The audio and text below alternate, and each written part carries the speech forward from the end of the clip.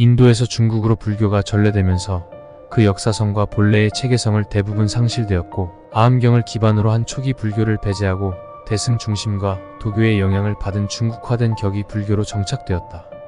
그 격이 불교가 한국으로 전파되면서 한국의 토착신앙인 무속과 결합하면서 무속불교, 기복불교로 변질되었다.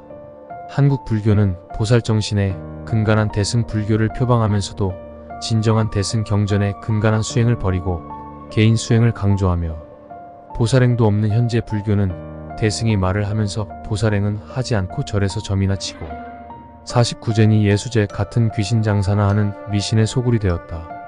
우리나라 불교를 기복불교니 치마불교니 하면서 비방하는 소리가 많이 들리는 이유는 조선 조 500년 동안 불교를 배척하는 배불 정책에 따라 철저하게 탄압을 받아온 불교가 명맥을 유지하기 위해 명문가, 부녀자들의 시주에 의존하면서 시작되었다.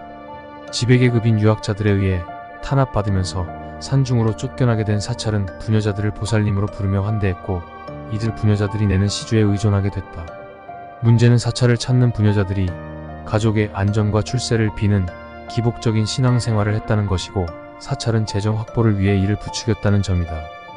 기복이라는 말은 글자 그대로 복을 내려주기를 빈다는 뜻이다. 사람들은 누구나 평안함과 무병장수를 바란다. 복을 기원하는 것은 인지상정이고, 또 모든 종교는 본질적으로 기복적인 성격을 지니고 있다. 인간의 행위 가운데 기복이 아닌 것이 과연 얼마나 있는가를 따져본다면 복을 바라는 것이 크게 탓할 일만도 아닌 듯 여겨진다. 하지만 복의 본질을 생각한다면 문제는 달라진다. 복이 무엇인가? 병 없이 오래 살고 풍부한 재물을 누리며 권세와 지위에 대한 욕구를 충족시키는 것이다. 다시 말하면 나와 내 가족이 이런 모든 것을 많이 가지면 가질수록 좋겠다는 바람이고, 그것을 비는 것이다. 여기에는 나 또는 내 가족이라는 이기적 욕구와 소유욕이 내재돼 있을 수밖에 없다. 어떤 의미에서는 자기밖에 모르고 제 가족이나 자손밖에 모르는 철저한 개인주의이자 이기주의라고 할 수도 있다. 개인적 욕망, 즉 세속적인 가치와 결합한 기복적 신앙은 신앙의 진정한 가치와는 동떨어진 것이다. 기복에 빠져있는 사람들은 현실의 고통을 해결하거나 더 풍족한 현실을 갈구하기 위해 종교를 신앙한다. 그런 사람들 대부분은 자신에게 주어진 고통의 원인을 자신이나 사회 구조에서 찾는다기보다는 정성 부족으로 여기고 기복에 더욱 집착하는 성향을 보이기도 한다. 부처님은 단 한 번도 자신의 제자들에게 숭배를 하라고 한 적이 없다. 그러나 오늘날 수많은 불자들이라고 자칭하는 자들이 돌과 나무의 형상에 절을 하고 자신과 가족의 복을 빈다. 불교 철학에 대한 학문적 깊이가 없는 대부분의 일반 신자들은 불교의 교리나 경전의 역사 비평적 분석보다는 초월적이고 절대적인 존재의 힘에 의존하여 현세적 복을 바라는 기복주의적 신앙에 빠져있다. 부처를 믿는 것과 부처를 숭배하는 것을 혼돈하는 이런 자들이 짓는 가장 큰 죄는 바로 부처를 숭배하는 것으로 자신이 의롭게 된다고 착각하는 것이다. 부처를 믿는 자는 부처의 가르침을 실천하는 자이고, 예수를 믿는 자는 예수의 가르침을 실천하는 자이지, 현세적 복을 바라고 맹목적으로 복은 빌을 자가 아니다. 예수가 자신을 믿으라고 한 것은 자신이 한 말과 행동을 따라 하라는 것이지 자신에게 빌라는 것이 아니었다. 개신교는 선행보다는 믿음으로, 그것도 오직 믿음으로만 구원받는다고 확신한다. 실천 없는 입으로만 떠들고 다니는 예수천국 불신지옥은 21세기의 시대 정신에는 더 이상 어울리지 않는다. 부처와 예수가 문제가 아니라 부처파리나 예수파리로 호의호식과 권력 유지에 골몰하는 교단과 성직자들이 문제다. 불교가 일어날 당시 브라만교의 제사만능주의와 그로 기인한 사제 제일주의는 부처님의 비판 대상 중의 하나였건만, 오늘날 우리 불교계에 헤아릴 수 없을 만큼 행해지는 각종 제사, 의례와 그것을 진행하는 승려의 모습은 당시의 브라만교를 방불케 하는 것이다. 승려는 앞에 서서 자신들만의 언어로 복잡한 의례를 행해 나가고, 일반 불자는 뒤에 서서 무슨 영문인지도 모른 채 목탁만 울리면 불이 나게 절만 하는 모습은 더 이상 부처님이 말씀하신 불교의 모습이라고 볼 수 없는 것이다. 입시 합격 발언 기도를 보자. 기도의 내용은 오직 내 아이 합격하게 해달라는 것뿐이다. 여기에는 내 아이와 경쟁관계에 있는 다른 아이들이 불합격해야 한다는 전제가 수반된다. 내 자식 외 다른 아이들의 합격을 함께 비는 불자는 없다. 내 자식만 잘되면 된다는 극단적인 이기심이 숨어있는 것이다. 자신의 영달만을 추구하는 이런 비도덕적인 기복행위는 나아가서는 반사회적인 영향을 끼친다. 대부분의 사찰에는 산신각과 칠성각이 있다.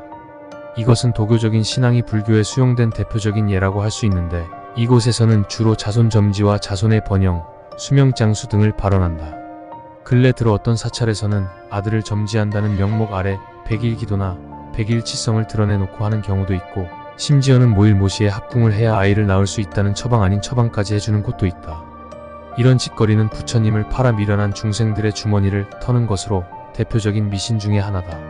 새해 초하루나 정월 보름 법회 때면 대부분의 사찰에서 부적을 나누어 준다. 애군을 없애기 위해 부적을 요구하는 불자들이 많고, 사찰은 부적을 제공함으로써 힘들이지 않고 재정을 확보할 수 있다. 이런 비불교적인 주술을 방편이라며 버젓이 행하는 불교인이 있다면, 그는 이미 불교인이 아니라 불교인의 옷을 입은 외도여 마군이라고 간주해야 할 것이다. 생전 예수제 역시 마찬가지다. 전국 대부분의 사찰들은 윤호를 앞두고 생전 예수제를 여는데, 생전 예수제의 본래 의미는 자신의 업장을 씻고 선업 쌓기를 발언하는 것이다. 그럼에도 불구하고 많은 불자들은 예수제를 지낸 공덕으로 자신과 가족이 편안하기를 기대한다.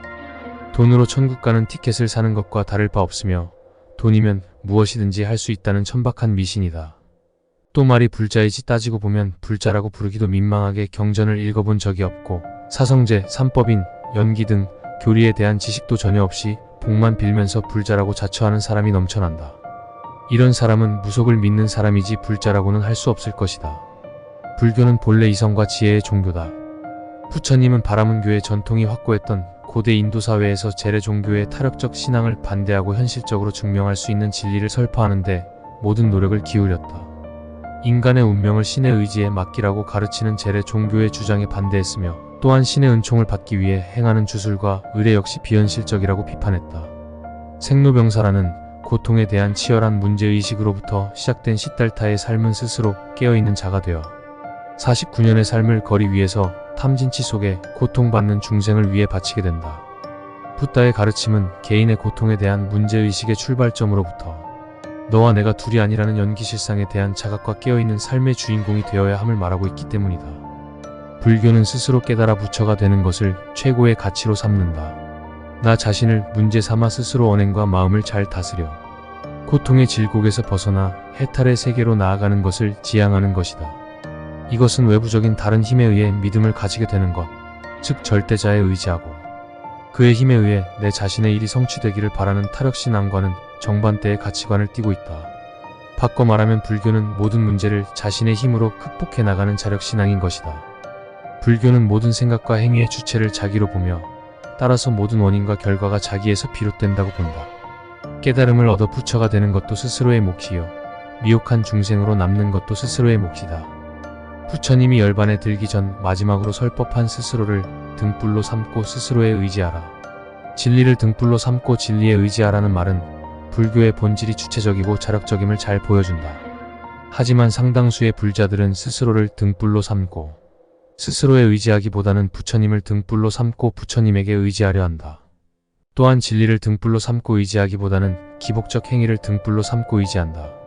그러다 보니 자연히 나는 온데간데 없고 나를 움직이는 타자만 남게 되며 타자에 대한 맹목적이고 의존적인 행위를 되풀이하게 된다. 불교를 신앙한다는 것은 부처님이 설한 도리를 좇아 부처가 되는 공부를 하는 것이고, 부처가 되는 공부의 핵심은 자기 자신을 밝히는 것이다. 덮어놓고 부처님을 믿는다고 말하는 불자들이 많은데 이것은 실로 잘못된 것이다.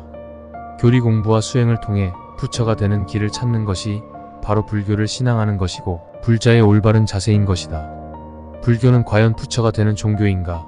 아니면 부처님을 믿는 종교인가? 이 물음에 명쾌한 답을 내릴 수 있는 불자라면 기복 불교가 왜 올바른 것이 아닌지를 분명히 알 수 있을 것이다. 불자들이 진정으로 진지하게 고민해 보아야 할 것도 바로 이 점이다. 왜냐하면 스스로 돌아볼 때 불교를 부처님을 믿는 종교라고 생각한다면 이는 분명 바람직한 신행생활을 하고 있는 불자라고 말하기 어렵기 때문이다. 부처님 당시 한 사람이 찾아와 겐지스강에서 목욕을 하면 천상에 태어난다고 하는데 이것이 맞느냐는 질문을 했다. 그때 부처님께서는 겐지스강에서 목욕을 해서 천상에 태어난다면 그곳에 사는 물고기가 가장 먼저 천상에 태어날 것이다라며 이 같은 행위를 부정했다. 이는 곧 기복행위를 부정한 것으로 아무리 많은 대중이 요구한다고 하더라도 진리가 아닌 것은 아닌 것이다. 복을 누리는 유일한 길은 악업을 그치고 선업을 닦는 것이다. 악업은 살생으로부터 우치에 이르는 10가지로 정리되어 열거되고 있으며 그 10악업은 다시 5개를 통해 경계되고 있다. 살생, 도둑질, 사음, 거짓말 등의 악업은 남으로부터 소중한 것을 빼앗는 행위이다. 따라서 선업은 그 반대로 주는 행위임을 짐작할 수 있는데 실제로 경전에서는 보시를 대표적인 선업으로 강조하고 있음을 볼 수 있다. 5개가 악을 그치게 하는 소극적 덕목이라면 보시는 선업을 행하는 구체적이고 적극적인 덕목인 것이다. 기복은 이제 실제로 복을 짓는 작복으로 나아가지 않으면 안 된다. 5개 수지와 보시행을 통한 작복 없이는 어떤 기복도 성취될 수 없을 뿐만 아니라 오히려 불행과 괴로움을 초래하는 헛된 몸부림에 지나지 않기 때문이다.